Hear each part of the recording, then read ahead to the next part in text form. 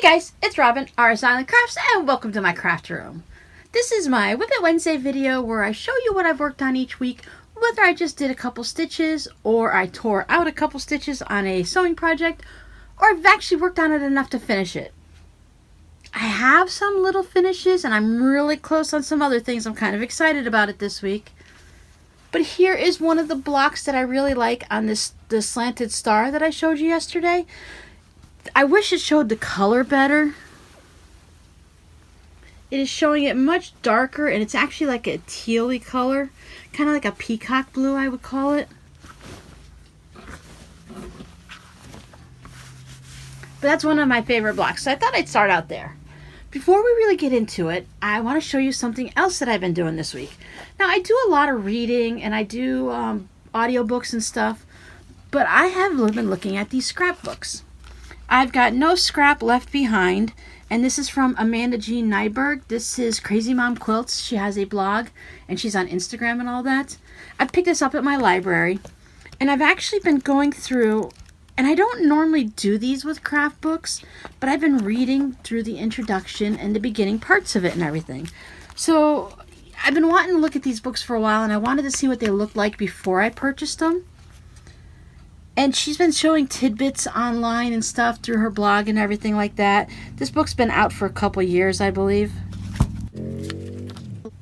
Yeah, 2017 is the copyright. But like I said, I wanted to check it out at the library first, and they haven't had it for a while. And I had to do the interlibrary loan to get it from somewhere far, far away in Florida.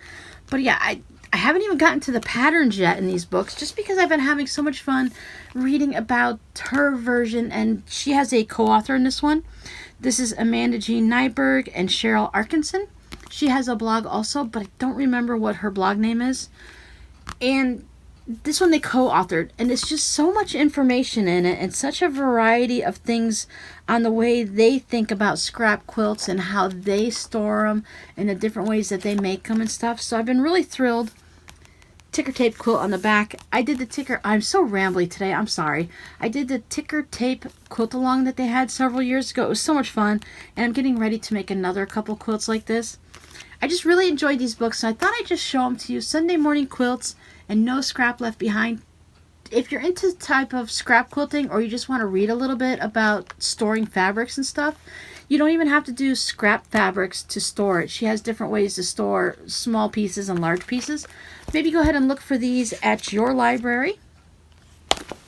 So I had that today. I've been slowly, like I said, slowly reading through the beginnings of it. Alright, I have been working on my socks.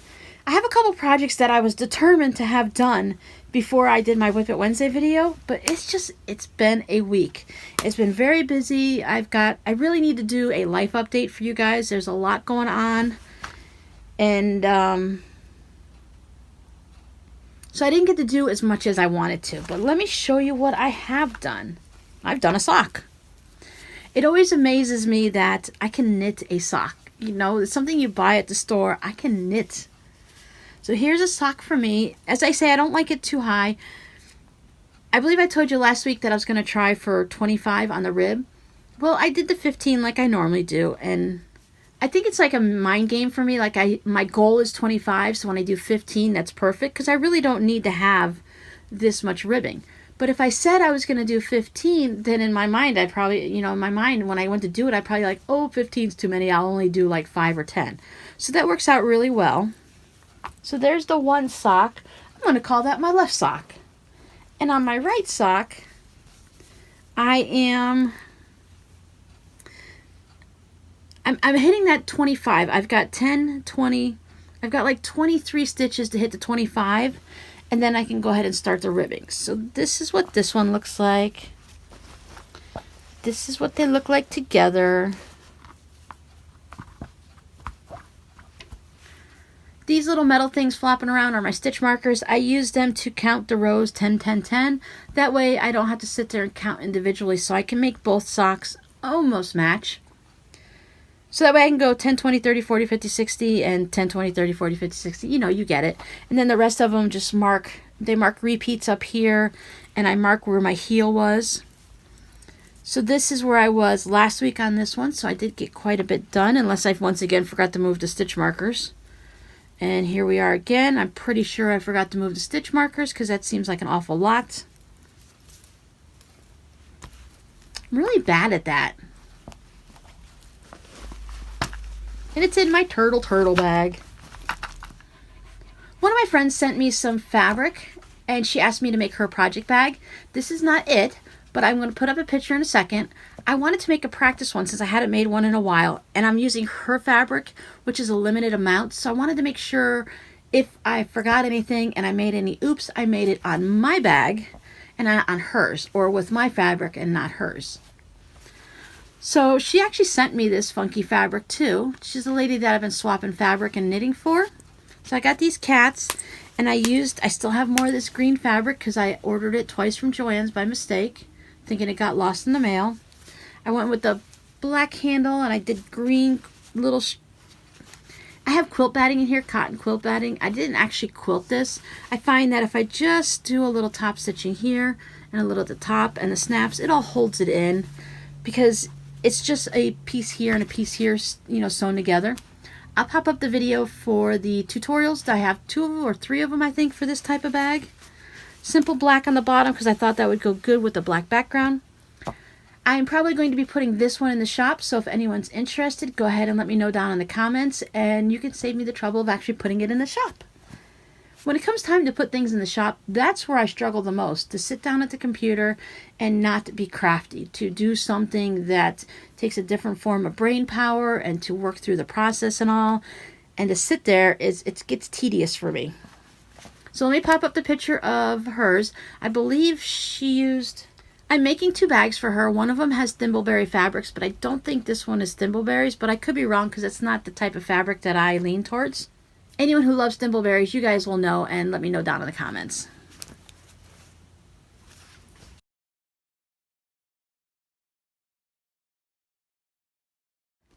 Rob's blanket is getting pretty big now. I did work on it a little bit.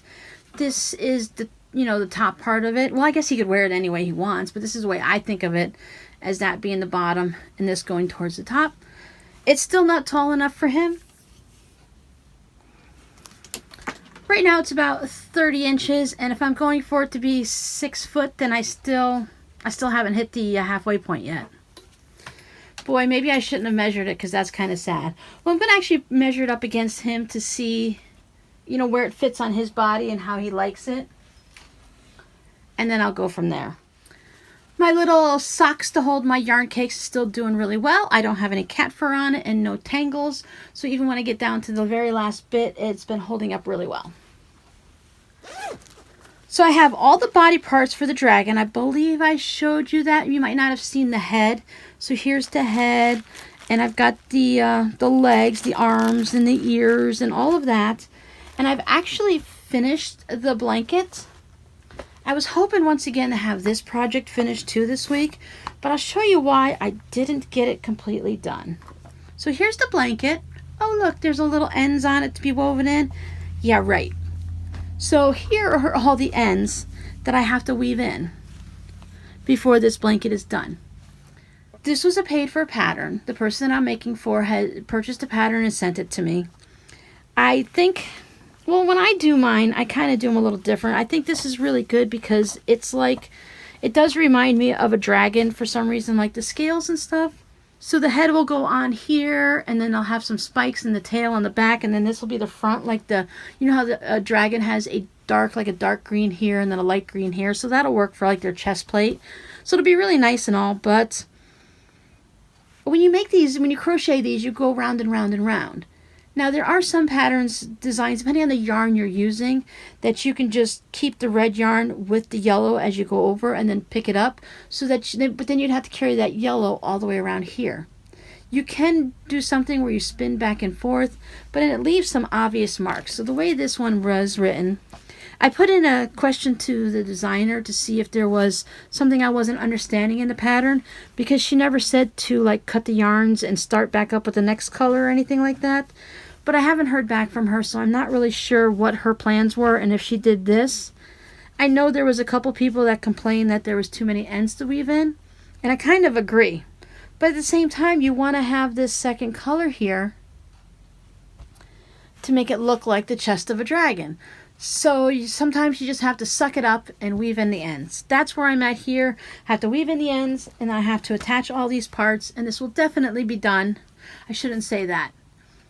I'm going to weave in the ends and attach all the parts in preparation for it to be done, to be sent to its new home. Because I don't want to guarantee myself that I'm going to have it done by next week, because you see how that didn't work last week. I don't want to jinx myself. That's one of the good things about having a drawstring bag, is I don't have to worry about any of those ends getting stuck in a zipper. Because if I were to try to put it in this bag, I'd have to tuck all the ends in and just make sure nothing got stuck in the zipper. So I really that's why I like to skip the zipper on a lot of my project bags. Okay, I have one more little knitting project that I picked up. I went back and I picked up one of the Santa hats for the twin boys, where they have the little, where I attach the hat and you put the little stuffed animal head on top. This one's going to be Santa, one for each boy, because, they're twins. This was in a project bag that my son had wanted. My son Robbie, my youngest, well, it's weird to say my youngest when he's 20, because it was different when they were kids, but he's my youngest. And his girlfriend was looking for some type of a little purse, not anything big. So I was showing him the different project bags I have. And I said, this is the style I make. I don't make purses. He's like, she'll love that one. Can I have it, please? I'll buy it from you. I'm like, kid, you don't have to buy it from me. I'll give it to you. So this is a project that was in that bag. And I hadn't worked on it in quite a while. So I thought, oh, I better get my butt in gear and start finishing it up, because it's just the decreases on the top. And then I can start the next hat. And these are good no-brain, when you don't want to think, and just pick up a quick project, because I can knit on this without even looking at the projects. So if I want to watch a movie with Rob or something like that, this is a good one to work on. The last thing I worked on were these little notion bags, little coin bags. They're labeled as like pencil cases, but they're not long enough for pencils. You can put crayons in them. But I like these for notion bags. I can put a little pair of scissors, some knitting needles in there. I can put whatever I want. And like I said, it's good to put, for me, in my purse, I always have hard candy. So this would be good to put some hard candy in, or to use it for some cash and some coins. You can put your driver's license in it if you want. So I made a couple of those. And I have the fabric cut out for several more. This was just during my time when I couldn't quite get my brain to work right, and I just didn't want to mess up any more of them. Because when I made this one, I put it so that the robots, first of all, I got the robots, I wanted them to go this way, and I got them this way. And they were on the inside, and then the clouds were on the outside. So that didn't work. I had to take that apart and start all over again. But that's what I worked on with these. So that's it for me this week. What have you guys been working on? Do you have any plans for next week? I really like to, I've cut these out, so I'm going to sew these, and I'm not sure if I'm really interested in them anymore. I need to cut out some more fabric for a couple of the baby quilts that I want to sew up, but I just haven't been feeling the quilt right now. I have been picking up some things to get them ready to get to the quilting stage, so all the ones I've made so far this year can get quilted. And I'm in this little pouch purse mode right now. So there's a couple patterns I have my eyes on. I bought a couple. I found a couple free ones. And I think that's what I'm going to work on this week. Some little small projects like this. Okay, until next week, I'll see you later. Bye. Happy crafting.